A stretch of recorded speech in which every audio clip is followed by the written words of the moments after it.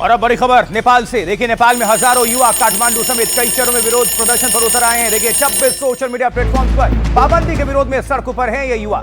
कई युवा प्रदर्शनकारी काठमांडू में संसद में भी घुस गए। नेपाली मीडिया के मुताबिक फायरिंग में 9 लोगों की अब तक मारे जाने की खबर है, जबकि कई इसमें जख्मी हैं, घायल हैं। प्रदर्शन के दौरान नेपाली संसद के पूर्वी गेट पर आगजनी भी हुई है।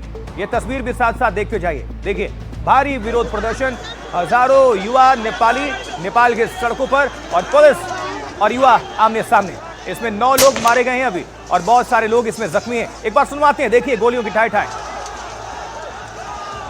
ये आसपास आमने सामने पुलिस और प्रदर्शनकारियों को रोकने के लिए आंसू गैस का गोले भी छोड़ने पड़े हैं। वाटर कैनन का भी इस्तेमाल किया गया। कई शहरों में प्रदर्शन पर पुलिस की कार्रवाई। ये तस्वीरें नेपाल की राजधानी काठमांडू की हैं, जहां हजारों नाराज युवा आज सड़कों पर उतर आए। नेपाल में फेसबुक, ट्विटर, व्हाट्सएप समेत कई सोशल मीडिया प्लेटफॉर्म पर सरकार द्वारा लगाई गई पाबंदी से ये युवा नाराज हैं।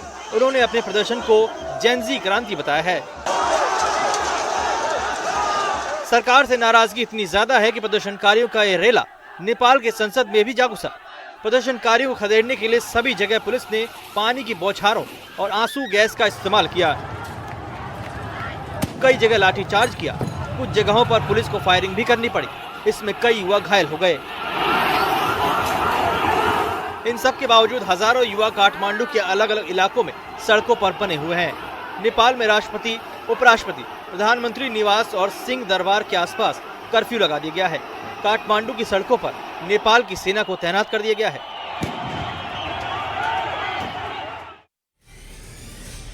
चलिए जल्दी से आपको अपडेट कर देते हैं अभी तक क्या हुआ है। 9 लोगों की मौत हो चुकी है, कई लोग घायल हैं और प्रदर्शन के दौरान नेपाली संसद के पूर्वी गेट पर भी आगजनी हुई है। कई शहरों में प्रदर्शन पर पुलिस की कार्रवाई। काठमांडू में रात 10 बजे तक कर्फ्यू लागू है। काठमांडू की सड़कों पर सेना उतारी गई है और प्रधानमंत्री निवास, राष्ट्रपति निवास, संसद की सुरक्षा काफी कड़ी कर दी गई है।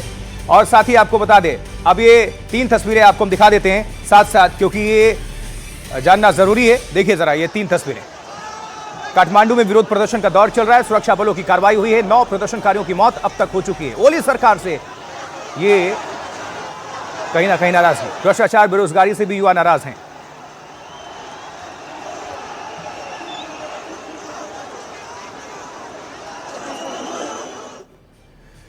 और अब ये समझ लेते हैं कि इन प्रदर्शनों की वजह क्या है, इसके पीछे यानी कि वजह क्या है। दरअसल नेपाल सरकार ने सभी सोशल मीडिया प्लेटफॉर्म से कहा था कि वो कैबिनेट द्वारा तय तारीख तक सोशल मीडिया यूज डायरेक्टिव के तहत अपना रजिस्ट्रेशन करा लें।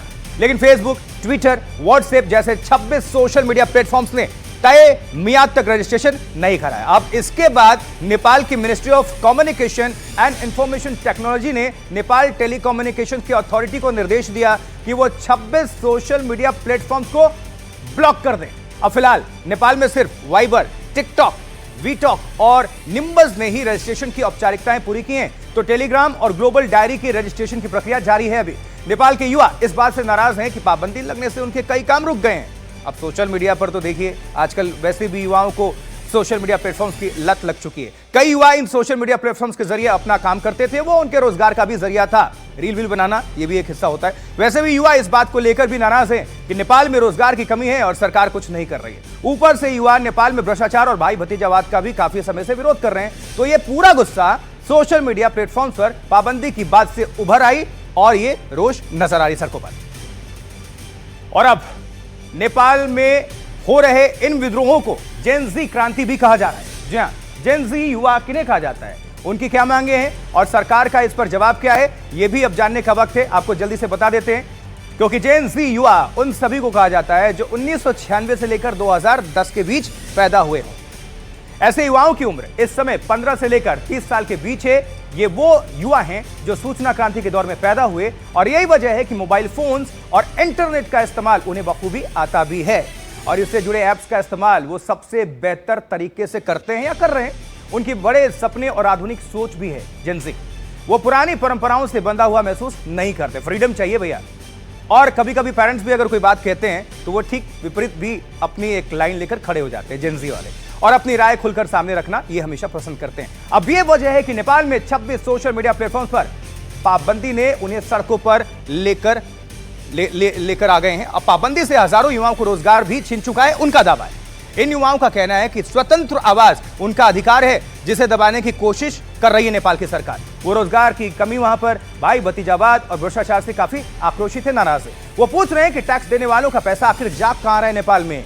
उधर नेपाल के प्रधानमंत्री केपी शर्मा ओली ने कहा है कि communist party of Nepal unified जिसे कहते हैं, मार्क्सिस्ट लेनिनिस्ट के सम्मेलन में सोशल मीडिया प्लेटफॉर्म्स पर पाबंदी को सही ठहराया है। अब उन्होंने कहा है कि देश की स्वतंत्रता संप्रभुता के खिलाफ कुछ भी बर्दाश्त नहीं किया जाएगा।